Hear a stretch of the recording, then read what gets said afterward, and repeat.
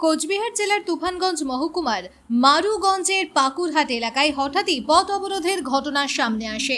স্থানীয় বাসিন্দারা রাস্তার উপর নেমে এসে এই অবরোধ করেন বলে জানা যায়। অভিযোগ, এলাকার এক যুবকের বিরুদ্ধে সম্প্রতি হেলমেট ছাড়া গাড়ি চালানোর কারণে মামলা না করে বরং ড্রাইভিং লাইসেন্স সংক্রান্ত অভিযোগে মামলা করা হয়, যদিও ওই যুবকের বৈধ ড্রাইভিং লাইসেন্স ছিল বলে দাবি স্থানীয়দের। এখানেই শেষ নয়, স্থানীয়দের আরও অভিযুক্ত ওই ট্রাফিক পুলিশের ব্যবহৃত গাড়ির ফিটনেস সংক্রান্ত কাগজপত্র নাকি সঠিক ছিল না।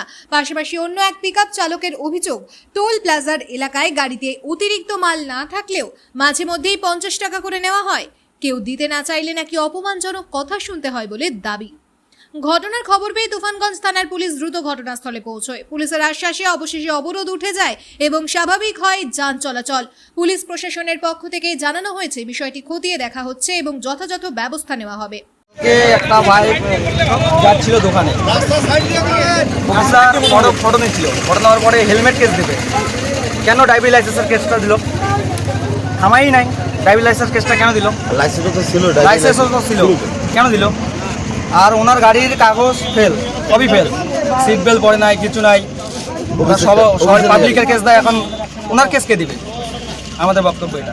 যিনি আপনাকে ধরেছিলেন আপনাদের গাড়ির এই অবস্থা,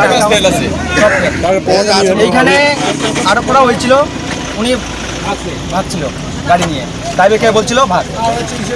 আমাদের কাছে ভিডিও ফুটেজও আছে। আর রাস্তায় এত পয়সা তোলে, আর কি বলা যায়, গাড়ি ঘোড়া চলা যায় না।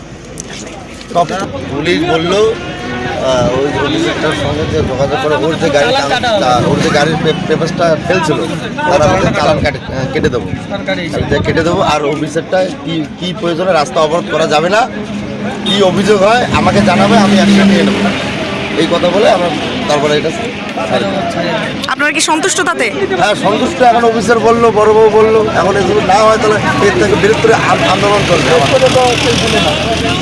Bureau news ABN 24/7 Tufanganj.